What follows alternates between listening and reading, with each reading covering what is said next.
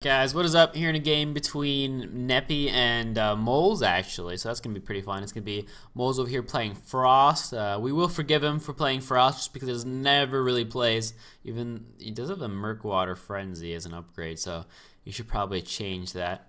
So he's playing Frost. I watched his last few games. He is streaming at the moment, which is fun.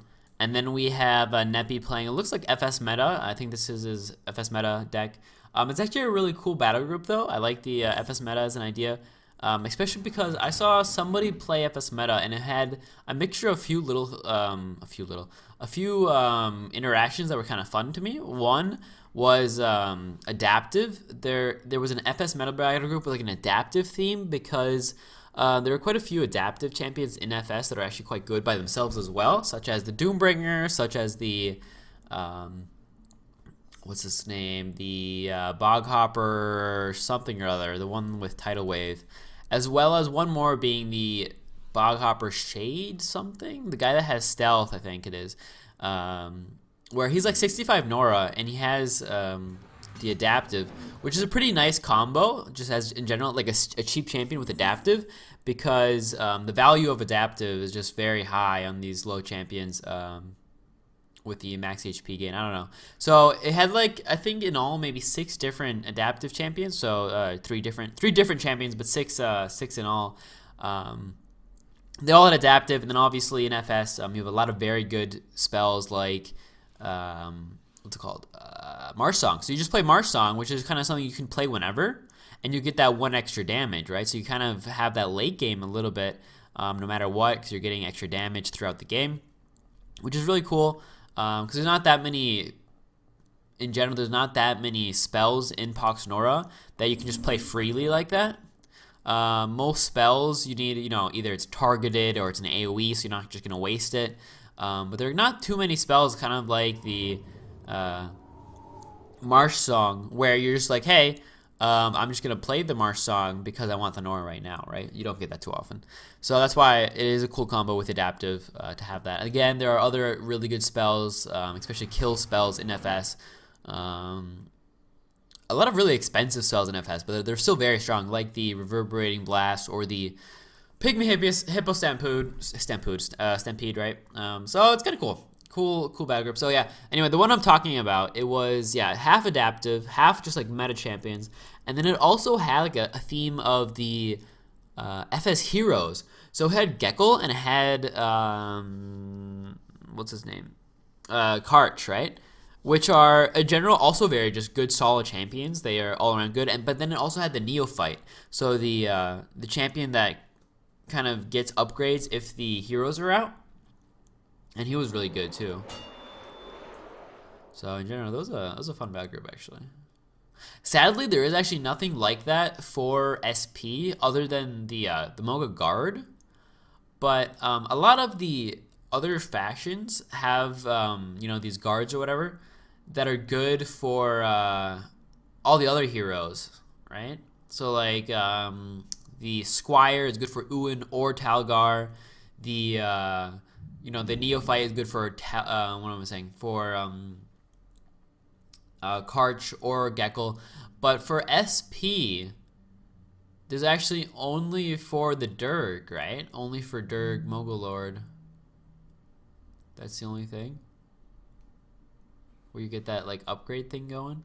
Anyway, there's another spell actually, the that he just got adaptive off, the Buffer. So there's the Buffer going. Now we have, 11-11. So that's 2 extra damage that was just, gained. Again, also the Mind Collar, really good, just meta champion. Initiative on a range champ is just insane, as always. Tough rank 2, actually, alright. I think that's normal, actually, now that I think about it. Tough rank 2 is normal. Yeah, rank 3 is 85 Nora. That's a bit too expensive. And then the 75 Nora one is good, too, but you don't have the tough rank 2 then, right? Yeah, tough is a really strong ability.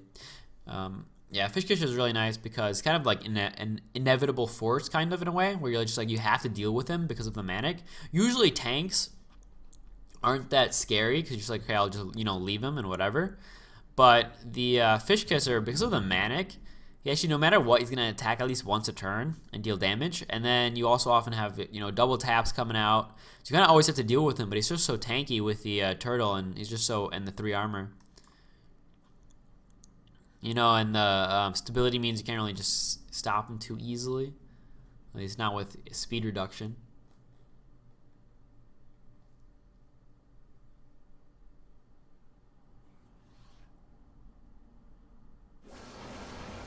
Alright, that was a double tap by Kayun. He has to get rid of this buffer first. He's at 28 then 23.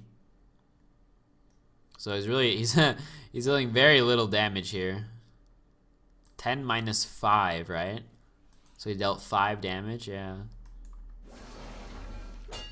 There, he did. Yeah, he's doing not too much. So this guy still has a buffer left, so he did less than like 20 damage this turn. And now we have this Chilling Scale. It's kind of really in danger here. We can see another blind coming out from the other Doombringer coming up soon. So the this is actually not a bad play to just go over this ice terrain, just to kind of maybe not get hit too easily. But yeah, we might see this Fish Kisser move toward the Kayun. Kayun having that 4-6 range is a little awkward, and it's an okay range actually, but can be hard sometimes to run away from melee champs, especially something with Manic, right? Now, I wonder if he's just gonna blind and keep moving in on this the scale. So yeah, you can just move the Fish Kisser right here, and it will go onto the scale, so he doesn't have to waste the AP to move in on the attack. So you can just go here. You could also, like I said, go for the Kayun. Not a horrible idea. Maybe just move here, have the Manic hit the Kayun. Yeah, Manic is really strong in that, yeah, exactly. It's going to save him 2 AP here, because it's going to be that movement where he wants to go no matter what. Like, as an early game champion, Fish Kisser can be really annoying if it kind of like Manics you in the wrong direction. But in this kind of situation, right, it's just, you know, he's just gaining AP in a way, he's doing damage with it. It's just a very strong ability, the Manic ability. A lot of champs with Manic are very good too, right? I mean, are there actually that many really strong champs with Manic? I mean, the two everybody thinks of is the Fish Kisser and the Kanan, right? The Kanan, yeah.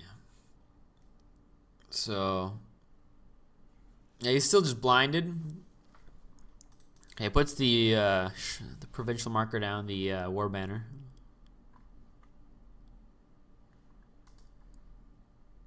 He has the absolute, not the absolute, wait, never mind.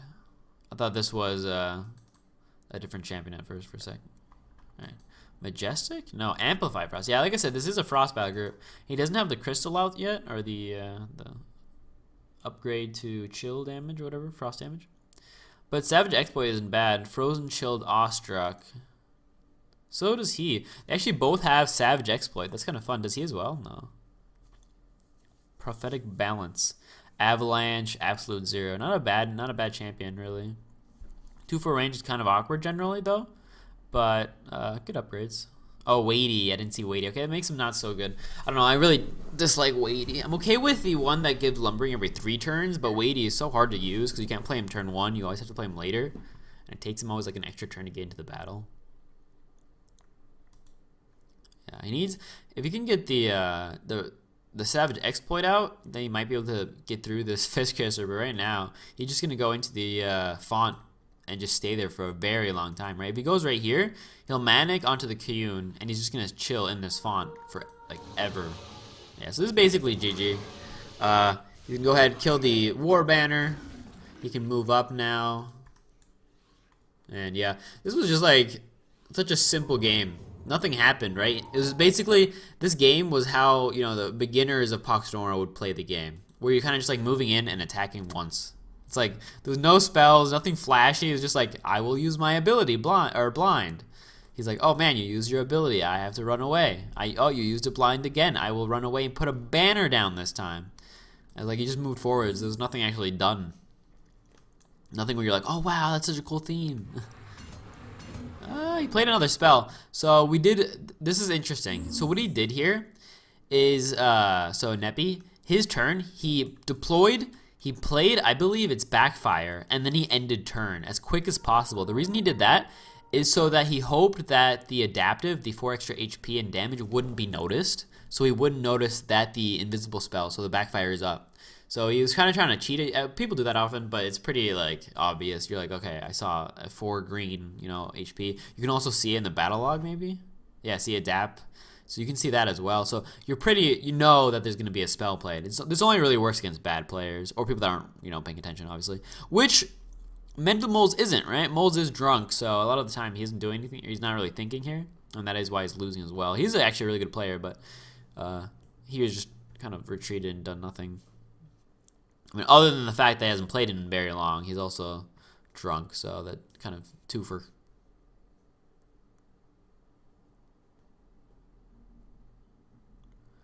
Yeah, I wonder if he knows that the spell is up or not.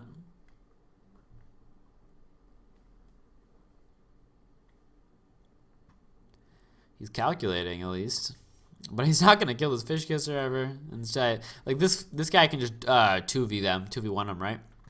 So what he can do is just move this way, you know, stall them, and just let the fish kisser deal his thing. Because the Kayun is never gonna get a shot through, and the Arctic Delegate is just never gonna get damage. So this is GG. I mean, he's at 18 seconds, so maybe he's just not doing anything. He just surrenders here, possibly.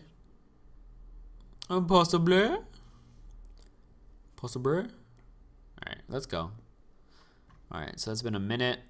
And alright, so there's the invisible champion, and then that's the turn.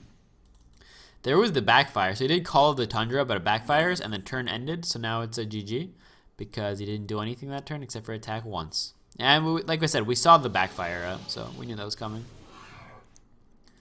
Smack. Now that means no more shade shift or stealth. Also, no condo, no more. All right, GG. Come on, you can end the game now. This is not going anywhere. He's gonna kill what? How many champions here? And there again, yeah. Hippo Stampede already said, look, adapted. These guys are all at 14 damage now, both of them.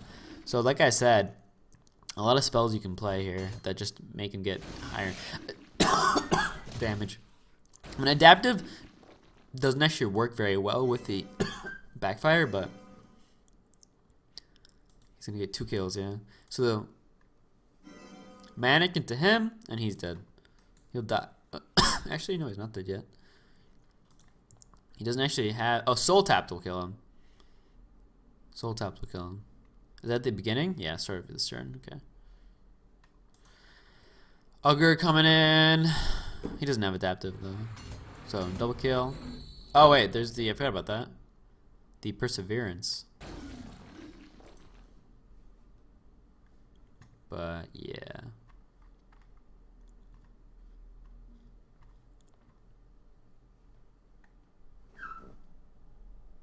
I mean, what's he gonna do here, right?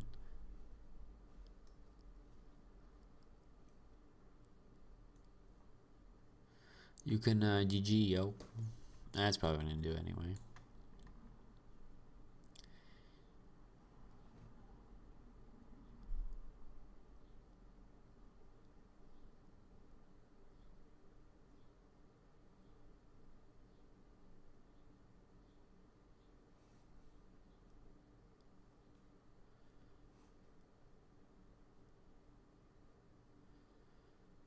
Again, he's drunk, so he's probably not paying attention to the time, so. Alright, come on. I should go on a stream and check what he's doing.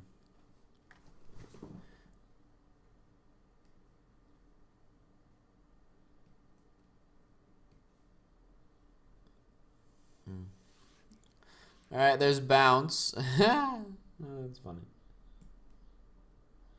How long did he take to check if there's bounce, man? He's at 30 seconds left. There you go. GG.